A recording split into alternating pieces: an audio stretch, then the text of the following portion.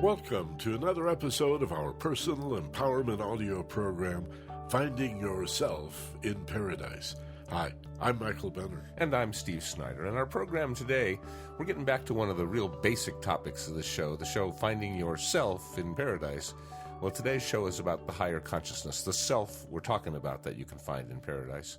That part of you that is not your thoughts or your feelings or your body or your possessions, but it's the part of you that's aware of the fact that you have thoughts, feelings, have a body, have possessions. It's the part of you that is awake and aware of the fact that you are made up of many different parts.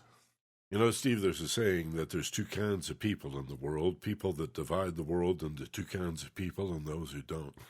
And I think I'm going to do that right now, just by pointing out how common it is for each of us, for all of us, to categorize the world by good people and bad people, kind of a polarity, knowing that there's some crossover. Every good person messes up sometimes, and I suppose there's something redeeming in everyone, no matter how evil.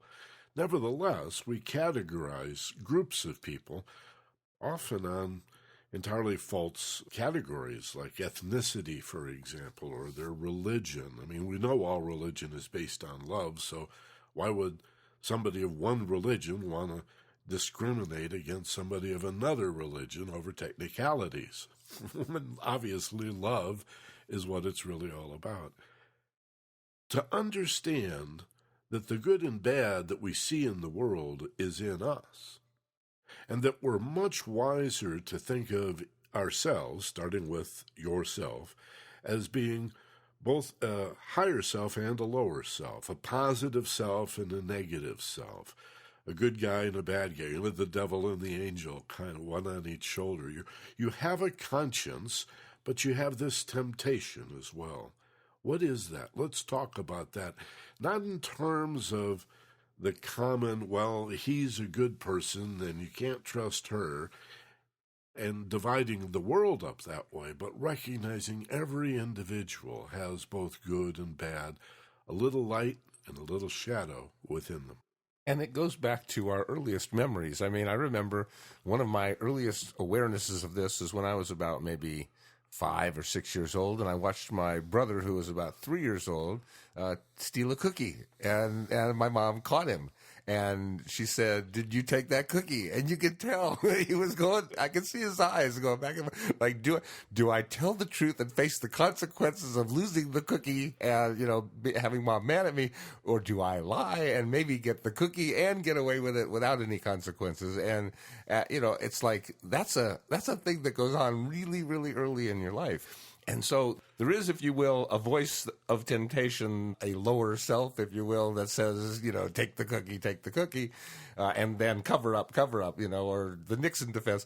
And there's this angel on the shoulder metaphor that says, hey, you know what's right. You know that you shouldn't have taken the cookie in the first place. And you know that now, instead of trying to lie and cover up, in which case something worse could happen, you should really fess up and take care of it. Now, is one of those voices the lower self and one of those voices the higher self? I think the higher self at that point is sort of hinting at, you know what's right, what intrinsically feels right to you. But it's later in life when you can, watch yourself do that. Watch yourself say, argue the two sides and go, oh, I can see that I have this ability to choose what to do. That's really when the higher self wakes up. So the higher self would not just be the top end of the bar magnet, but the higher consciousness we're talking about in this program is such a developed self that it dissociates from the self and can witness this inner turmoil, this inner struggle. I think that's a very good point. And detachment is a word that's often used in Eastern philosophy. Mindfulness is a word that's becoming more popular. And I like it because not to be mindful is to be, in a sense, mindless. And that's where most of us are most of the time, mindless. That may sound like a severe judgment, but you'll see what we mean by that. And identifying with that dark side, identifying with the shadow, identifying with the side that says, go ahead, steal the cookie, everybody else is, or whatever your rationalization may be. Frankly, that's something that concerns me about the difficulty of the period we're in now is the sarcasm and, moreover, the cynicism that would cause a lot of people who are sort of at the tipping point, really wanting to be good, to give it up and cash in under the mistaken belief, I believe, that most people are now every man for himself, and the morals of values and ethics have been kicked to the curb here. I don't think that's true. I think too much media exposure, too much TV, you can find yourself becoming that cynical, I think. But I hope I'm right about that people really are not giving up and really continue to believe that there's all kinds of extraordinary personal rewards that go with identifying with the better self, your better nature, your better angels, that higher self. And we're going to detail some very specific differences between the ego, the lower self, or the persona nature. Okay, that's a good way of talking about it. Your personality, it's really the identity, the role, the character that you chose some time back, to some extent when you were just 5 or 6 years old, and to a larger degree in adolescence and into your 20s. But for most people, then, that identity gets concretized, sort of fixed and resistant to any kind of change. And so it takes a lot to want to aspire to that higher self and make that breakthrough to your better nature. So the higher self is always there as the part that's whispering to you to aspire, to like be a better person. The part that's like telling you, be kinder, be more compassionate, be more understanding, be more empathetic. The part of you is telling you to help people and to go out of your way to do nice things and random act of kindness. There's a part of you that hints and whispers at that all the time, that isn't like hungry for stuff. It's not wanting possessions. It's not wanting things. It's hungry to become more of the good things that you are, and better and better. And that voice is always in there. And I think, to me, the earliest lesson that I got of it was that it wants me to be part of rather than separate from. It wants me to be connected to rather than disconnect. It seems to me, for example, that every dog, or let's say wild dog, knows that there's its pack that it lives in. And when it's separated from the pack, it knows something's not off. I don't know what the words, or if there's no words, but when it comes back together with the pack, it feels whole. It feels like it's together.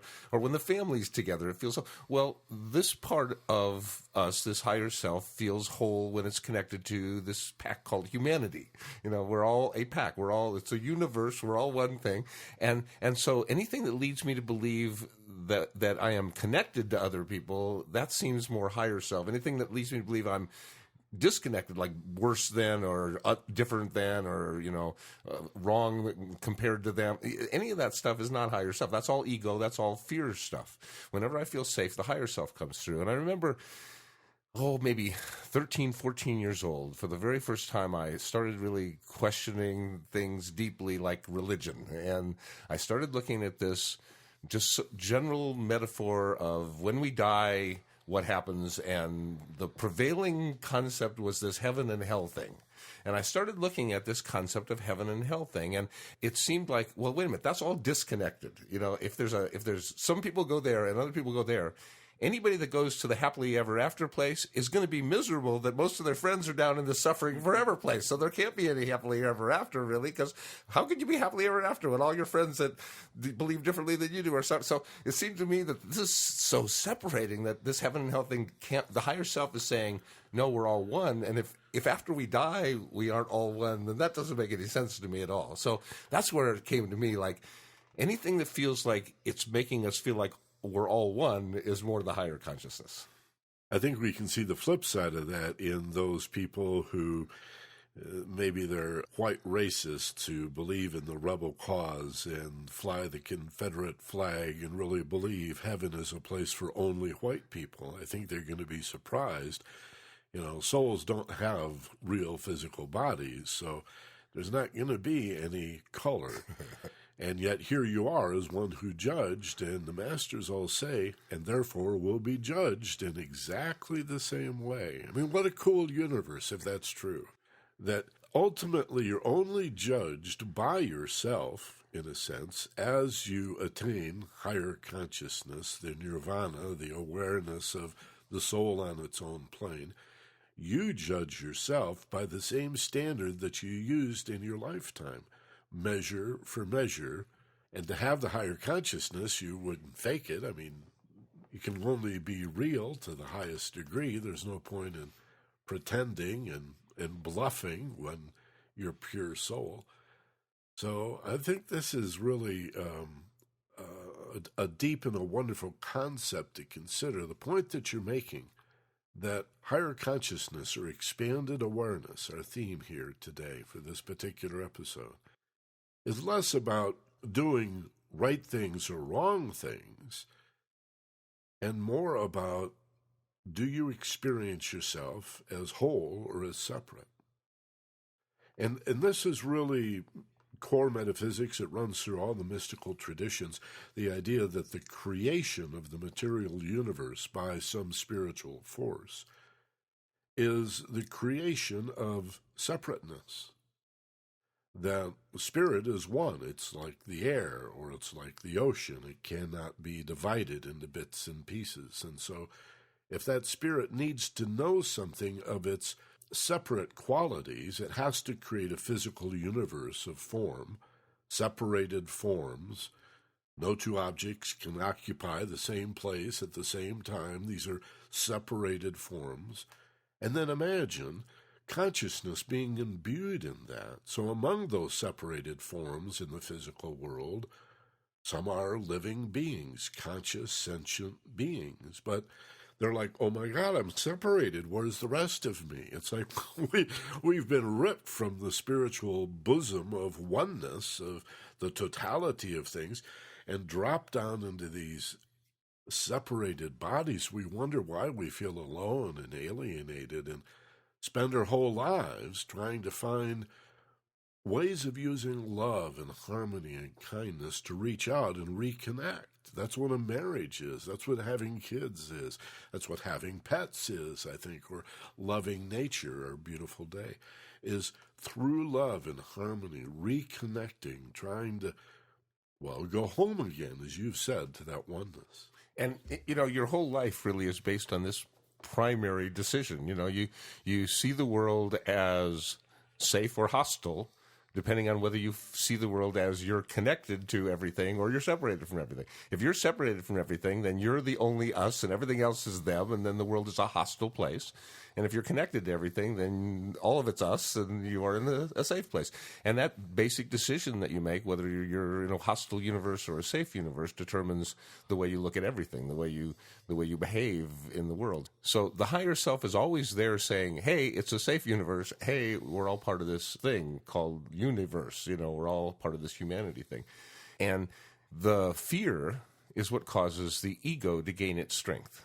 Because the ego's there, it's not a bad guy or a bad gal inside. It's just there to protect you from danger, you know, from things that could cause your survival to get all messed up. So it's watching out, and it's, you know, hyper alert, hyper vigilant, because, of course, our ancestors that weren't hyper vigilant, you know, they didn't live long enough to make babies. So we come from a history of ancestors passing down this paranoid DNA, you know, and so we're paranoid. We're afraid of things we don't understand. If we don't understand it, it might be dangerous. Let's act as if it's dangerous to protect ourselves. But, of course, we don't have to live like that anymore. The higher self knows that there is no danger except for real, clear and present danger, and it knows that if that happens, then the autopilot will take over and the fight or flight will kick in and it'll do its best to escape anyway. So when you're feeling safe is the only time the higher self can really emerge, because the ego gets louder and louder the more endangered you feel. So if you want to hear the voice of the higher self, which is always there, it's just a quiet whisper. Often it's just a very quiet whisper you don't hear until you quiet yourself. And when you quiet yourself, cause the ego to shut up, because you prove to it you're no danger. Your eyes are closed, you're breathing deeply. You know, it's like you can't be in danger if you're letting yourself do that. You prove to your ego you're not in any real danger. Then the higher self's voice can be turned from a whisper into this, you know, this wonderful, wonderful sound of what feels right for you to be and do. So you're saying this higher self, this, if you will, soul on its own plane, this spiritual essence that is not only within us, but the masters say above us as well.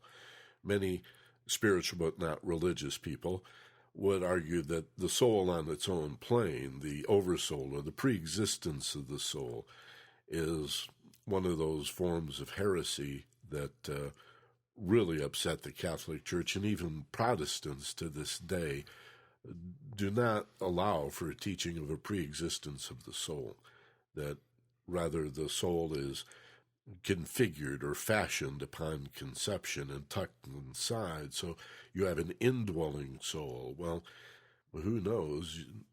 This is the nature of philosophy, to search all these permutations and combinations to find out what makes sense and what works best for you.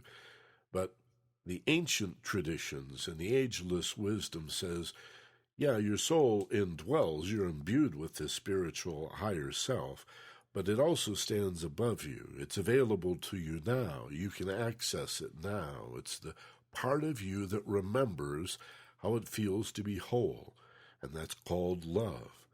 Incarnation, the creation of the physical universe, you being born into it, Steve and I, everybody else coming into this world, think of as the great separation.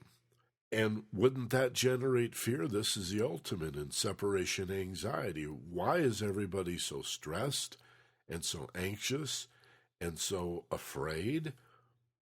Well, many reasons, but I'd argue the most fundamental, the most basic, the most primary reason for our fear is that we're alienated. We're trapped in these separated bodies. And that fear supports everything that hurts us, everything that upsets us. Indeed, the identity of the shadow side, the lower self, the common personality or ego, is fear-driven. That's what it does all day long. This churns out fear. And the truth is, we're not one or the other. We're somewhere in between on this bar magnet with the higher self of love and the egoic self of fear. We oscillate, we vacillate, we move between the two. Sometimes we are closer to the image of the divine, and sometimes we're more about the fall. You know, this is the story of Adam and Eve in the Hebrew Bible. The idea that if we're in the image and likeness of God, then why are we such troublemakers? Why do we do such horrible, evil things? Well, we have that divine potential, but somehow we lost touch. And that's the nature of the ego that emerged to identify with this lonely, frightened, separated self. So really, though the higher self is always there, when you're afraid, you don't hear it. You know, you don't really tune into it. So, you know, you can't hear it for all the frightened voices that are shouting in front of you. It really, you said it. It's that still small voice, and you got to quiet the mind and calm the heart to hear it. But it's always there. It's like the sun at midnight. You know, or in the Mystery School Sunday, we talked about the sun on a very stormy day. And it's there. It's just behind the clouds. If you could fly up, it'd still be a beautiful sunny day above those clouds. So essentially, to live in tune with the higher self, you have to live out of fear. You have to live in feeling safe most of the time.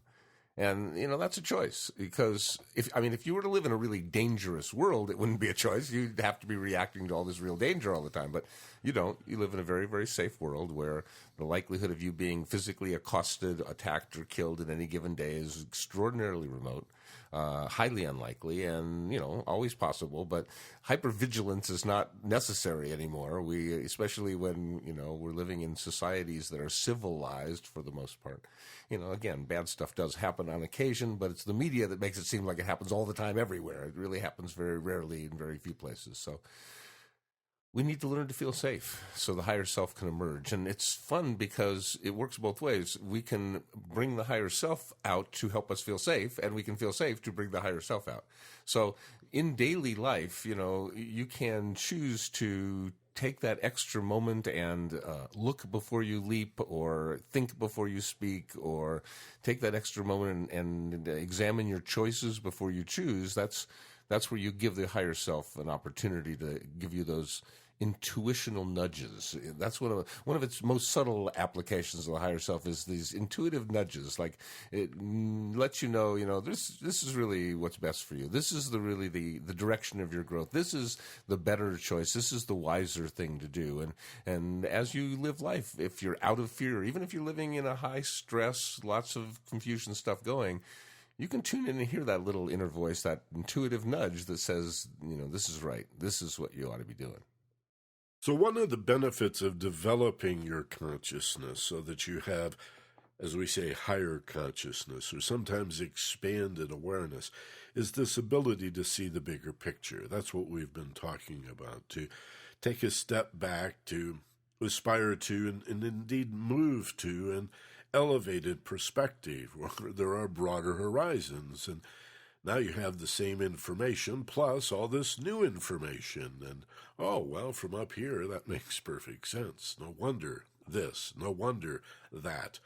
There's much more understanding. Again, love and understanding go together just like fear and ignorance go together down in the egoic end of things.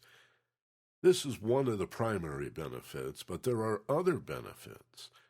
Not only do we begin to see the bigger picture, we begin to see the connections where, from an ego's point of view, we're so frightened we look only at what divides us or what separates us. In other words, the ego side, the lower consciousness of the self that's oriented toward the separated self, because it's driven by fear, is going to frame things with the word or.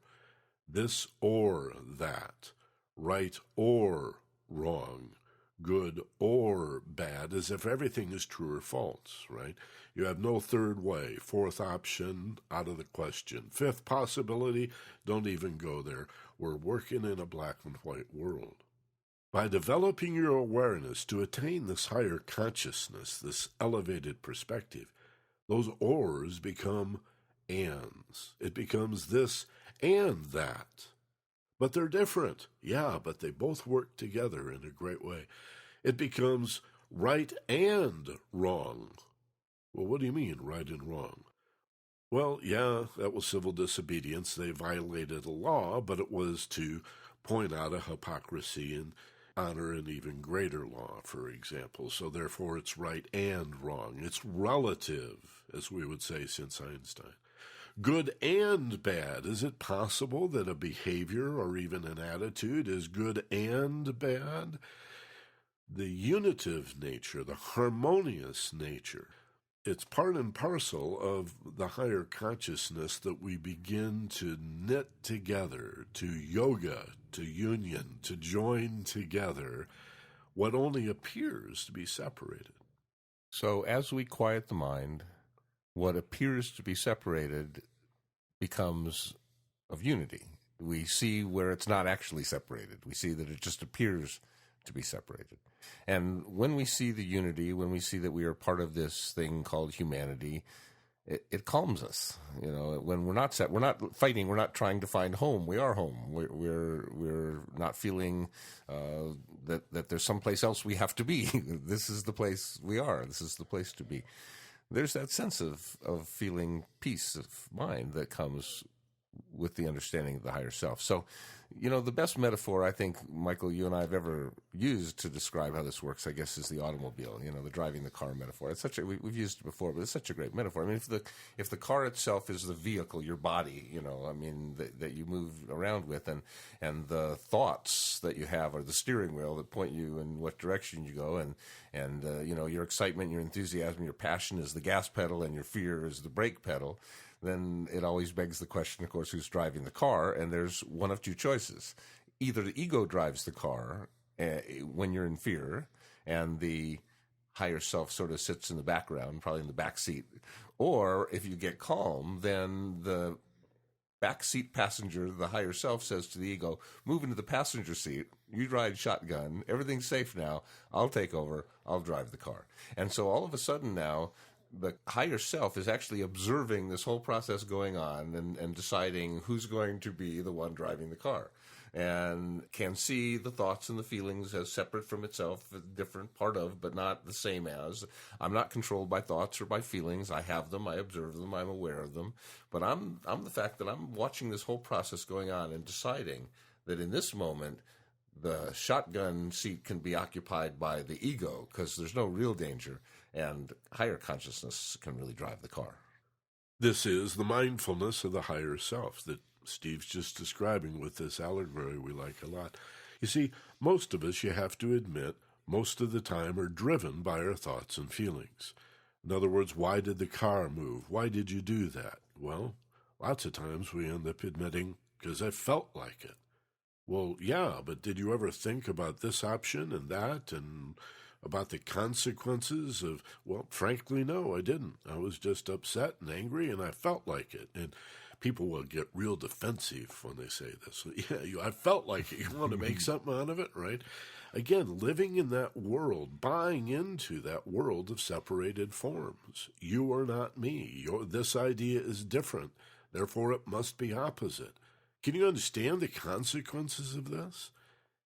Living in a bipolar world with binary black or white thinking, that means any difference, every variation, every beautiful combination and permutation becomes an opposite, and therefore an opposition, and therefore a threat. This is the danger of the way the ego tends to think. Again, because it's fear-driven, because its job is to protect this apparently separated form from all these other very different and therefore probably dangerous separated forms, we fail to see the simple unity. We fail to see even a third way most of the time. Philosophy talks a lot about the third way because it's the wedge then that opens us up to multiple choice. Now we have a fourth option and a fifth possibility, and here come not only the shades of gray, but the rainbows between the black and white. That kind of creative thinking requires access to the higher self. You have to feel safe. This is what Steve is saying. You have to manage the ego. His job, he's got an important job. He's to look over the shoulder. I got your back, boss. You know, he's supposed to be paranoid all the time. That's the ego's job. But just don't let him drive the darn car. Keep him in the passenger seat over here, riding shotgun, so to speak, so that the higher self, the self that has the better perspective and feels safe, can manage the thoughts and the feelings and the outcome. Ego thinks it has to do whatever its thoughts and feelings tell it to do. It's driven by the thoughts and feelings. Don't you see? Much of what you do either because you felt like it, I said that a moment ago, or maybe you thought it out, but from the perspective of the terrified ego. Only when we consciously manage ourselves and say, now wait a minute. These are just a bunch of negative paranoid thoughts. Relax, breathe, feel a letting go, and an amazing thing happens. You begin to move up this vertical bar magnet from the ego, the shadow, the separated side, fear-based at the bottom. You start moving more toward the top, toward the unity, toward the soul on its own plane, the higher self. And that's the higher consciousness that we're talking about. Feel safe and relaxed, and you'll find yourself moving away from fear toward love, peace, harmony. Yeah, it'll feel more whole. You'll feel like the pack is assembled, the family is together. I'm with my peoples. You know, it feels safe. You can let down all the guard. You know, and with that comes a much clearer idea of what it is that higher self desires, or actually more effectively said, aspires to. Because, you know, it's the ego that desires stuff, you know, things that you buy and you consume and, you know, you use up.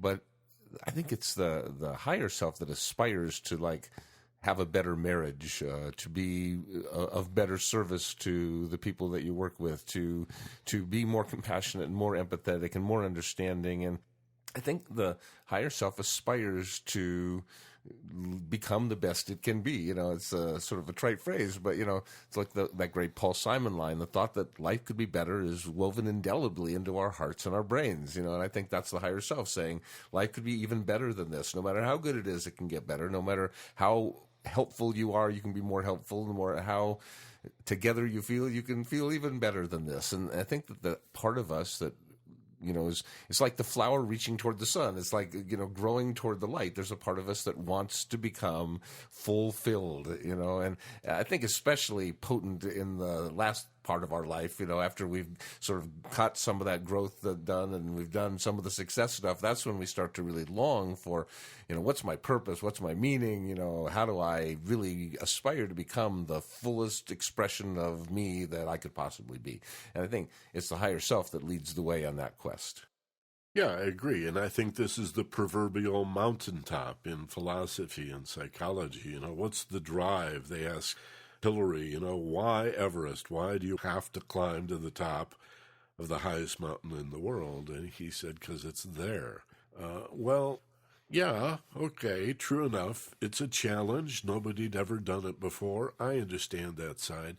But what comes from standing on top and looking out is a feeling of embracing all and being all. Again, if not unified, at least in harmony with, right? It's an embrace, I would think. I haven't been to the top of Everest, but I've been on some pretty high mountains. And when I look, or here in Maui, if I get any kind of elevation and I look to sea, and I think of all the miles and miles of ocean around me, and my spirit races to the horizon as I feel this expansion. It all becomes part of me. It's an embrace. And I think that's the longing that is true, that magnetically lifts us and wants us in time to grow and evolve, to heal, to learn, to even give up being right in place of understanding and learning and growing. And those are some big passages in life where we have to drop what we thought was true in order to continue growing. And we do. Sometimes it takes a while, but eventually, I think in time everything gets redeemed, because there is this very real magnetic pull that you can feel, this longing for things to work, to be fair. Why can't people just be kind to each other? They don't have to agree. They just need to be kind. I don't need to like everybody. I just need to act as if I love them. That means honor that they're part of the human family, part of the ecosystem, part of the one life in a spiritual sense. And I think we're moving there very rapidly.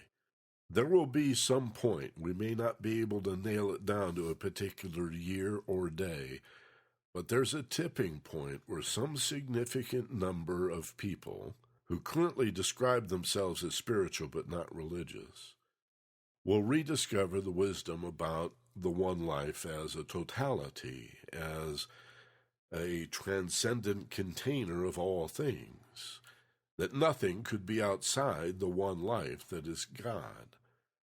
Until then, we're left with a cartoon image of a man in the sky with a body, and then, of course, we project all these human traits onto this father, right? He can only be where he is. You can say that God is everywhere, but if he's in a body, he's obviously not everywhere. We don't understand why we would need physical bodies there, yet there seems to be a concern in some religions about taking the meat with you when you go. And the castle in the sky, if we better understood symbolism, we learned in the 8th and 9th grade about symbolism in literature, about allegory and metaphor. These could be very rich. They are, in fact, very rich and wonderful traditions. We just need to shake loose of the fundamental belief that this stuff has to be taken literally. Then it's contradictory and you can make of it whatever you want. That's the problem we're having now. I'd like to be really clear about this, whether it's comparative religion or within the books of a given religion. Take the Christian Bible, the Judeo-Christian Old Testament, so-called, and New Testament, if you take that stuff literally, you can find whatever you want in there. There's too many contradictions. And then a person can claim to speak for God, so-called, or divinely inspired men, and make of it whatever they want.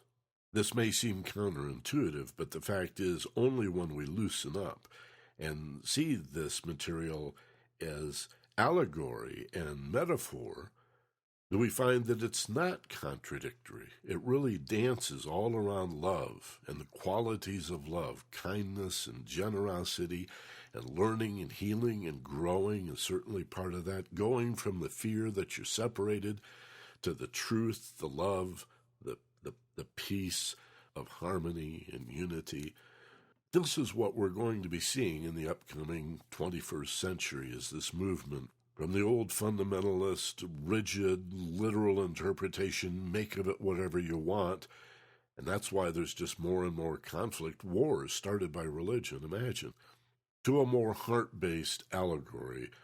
Poetry, religion should be poetry. It really is poetry. And when you look at it that way, then this whole idea of the higher self begins to make sense. Why wait till you die to find out how it feels to be your own soul? Check it out now, in paradise, in a prayer-like, meditative, contemplative state.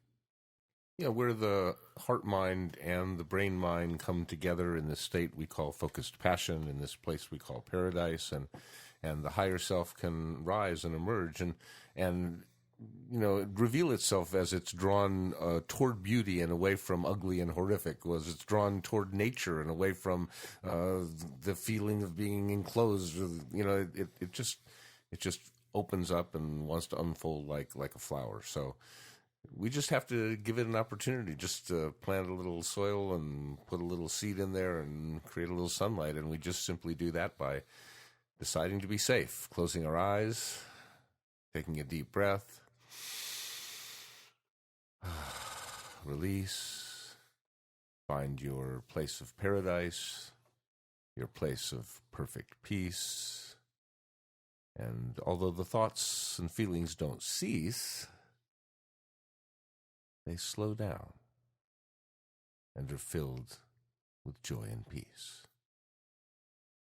Relax, unwind, slow down your mind and find paradise. Paying attention to what's going on inside your body means essentially turning your attention away from the distraction of the physical senses.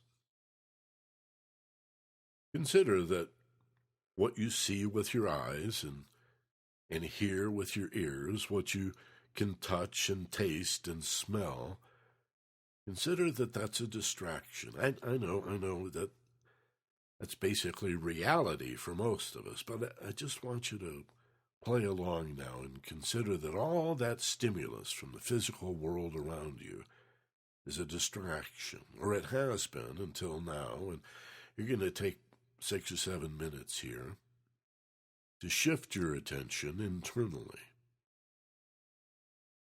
You're going to feel safe and relaxed in your body from the top of your head to the soles of your feet. Feel muscles relaxing and unwinding. Giving yourself permission now to feel as safe as you've ever felt, and then maybe even a little safer. So take another slow, deep breath. Pause as you peak, and then as you exhale, just admit it. You're absolutely safe and relaxed. And can begin to use your imaginary senses, your mind's eye, for example. You can easily imagine that you're in nature, in a beautiful garden, or a wilderness area, far from the roads, farther still from the cities and the smokestacks and the noise. It's just birds singing out here. You have imaginary hearing. See how easy that is? Just to imagine that you hear birds singing. The feeling you're making it up is exactly right. And the wind in the trees. I'll bet you could imagine even smelling the delicate fragrances of nature upon these gentle breezes. As you find a place to sit, connected to the earth, visualizing the supreme beauty, the beauty of paradise, all around you. And the sounds and the sights are those of peace and harmony and tranquility. And in this place, it's safe to let your higher self come through, to let it appear to you.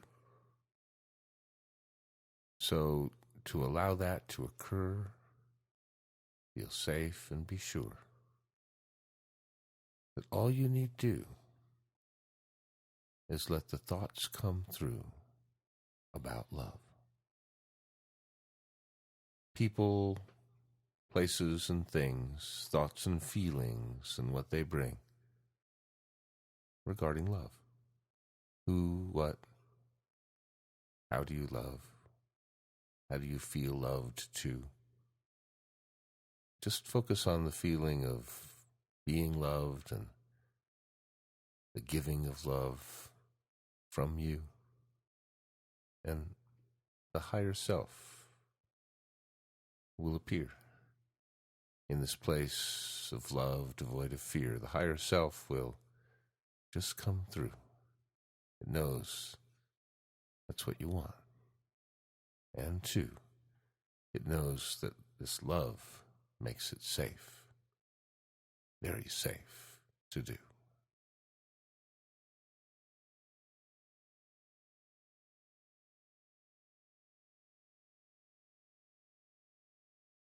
In this level of mind, it's easier to manage pain and accelerate healing.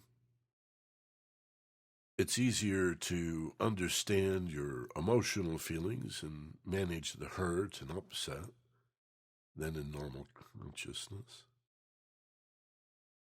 You'll find yourself smarter, more creative, more intuitive and insightful in these levels of mind. But moreover,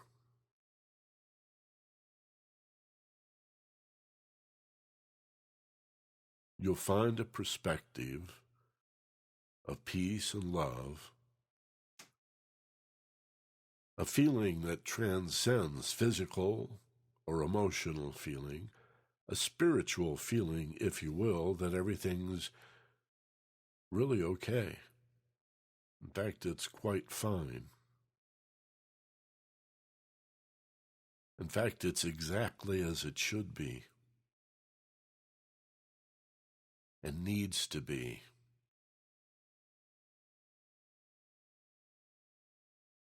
And this is not a matter of logic or reasoning. It's an awareness that dawns upon you and then stands there so obviously true that you might even feel silly or giddy.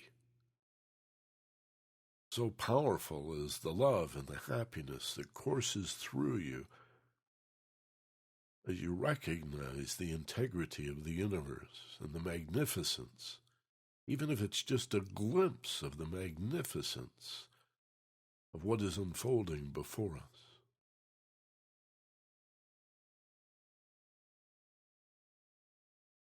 And even if this awareness cannot be maintained when we open our eyes and go about our business in the world of separated forms, we can bring a little more awareness with us each time we practice this type of audio journey, this excursion into paradise to find the higher self.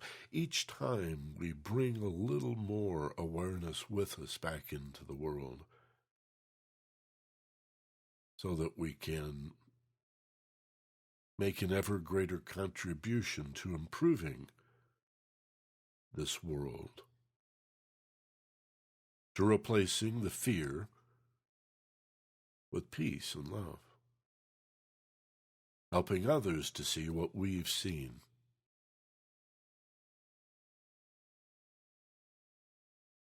And live in the paradox of being in the world but not of it, in a world of separated form but ultimately sensing our harmony and even unity.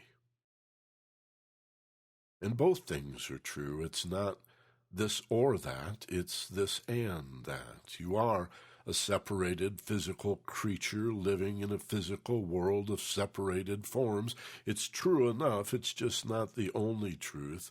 It's not all the truth by far. There's more truth, and that's the harmony and the unity, the love, the wisdom, the consciousness. Love, truth, consciousness, it's all the same thing. Higher consciousness is a little redundant, you see. Higher consciousness is to be conscious of the ultimate truth. There's just one of us here. And that one of us loves us and experiences the joy of being part of this whole humanity thing, and knows it can employ amazing abilities to connect with the whole as part of the all, as part of the soul. So the part of you that's connected to what's beautiful and elegant and what feels right, that's the part. The part that feels delight, that's the part. That's the higher self. Allow that part to come through, and whether it attracts you to the beauty, whatever you need to do to take that extra moment and let that beauty flow through. Life is full of interruptions and lots of strife, but you can add this higher self to your everyday living in your life, and you can just notice beauty, and you can notice wonder, and you can take a moment and experience the awe and do those things and let that fear inside of you begin to thaw and allow it to release, replaced by peace. That's the higher self that wants you to. It knows that you are very safe because there's only one, and it's you. Only one, and it's everything. And so as you prepare to return to the physical world, as you prepare to focus again through physical senses at physical sensations, remember the room around you and what you'll see in a moment when you open your eyes. Feel the cushion that supports you. And understand that you will, without effort, be bringing a little bit of awareness into the world that you didn't have until now. In fact, if you make up your mind to do so, even a little more than that, you could bring into the world to help you to become a more effective agent of change, of growth, of evolution. From fear to love, from ignorance to understanding, from the shadow side, the ego and its paranoid fantasies, to the truth of our eternal spiritual selves as an embodiment of love. So take a nice, slow, deep breath. Fill your lungs, hold for just a moment, and then as you begin to exhale, feel the letting go, and open your eyes now, wide awake, alert, back in the room, feeling even better than before, a little more awake, a little more aware, a little higher on the consciousness totem. So, wake up a little bit and let that higher self voice come through more often. The one that says, go for it, or the one that says, wait a minute. Listen to those yellow lights of your life. The higher self often is the warning light that says, wait a minute, hold on here before you leap. Let's look a little bit closer. One of the things that I've been asked for recently is, like, how do we give this Focused Passion podcast thing, these audio programs, a gift? Because it's like an ongoing subscription. So if, like, I were to buy it for you, they'd be charging my credit card forever. That's a nice gift, but it's a little more over the top. So we put together this special gift thing where you can get 6 months, just 6 months of Focused Passion, Finding Yourself in Paradise podcasts, and give that as a gift. So I think that's a nice gift. 6 months, get people really getting to look at how they can solve their problems and heal their hearts, and I think they'll be appreciating you for doing that for them. And even if you send the feed every week to your iPod, iTunes program, or some other podcatcher or aggregator, visit the site. Go back to the site every once in a while, focusedpassion.com. There's a built-in player there, but a lot of other cool things like ebooks and articles, and there's a store there and a gadget right below the built-in player where you can forward these programs one at a time to as many people as you'd like. And watch for the newsletter on Fridays too, Personal Empowerment Newsletter. That'll have all the links and all the details of our new features, and there's always new stuff happening at focusedpassion.com and our sister site, theagelesswisdom.com. Thanks for listening. Join us next week, and as always, be gentle, love life, and take care of each other. For Steve Snyder, this is Michael Benner. Aloha from Maui.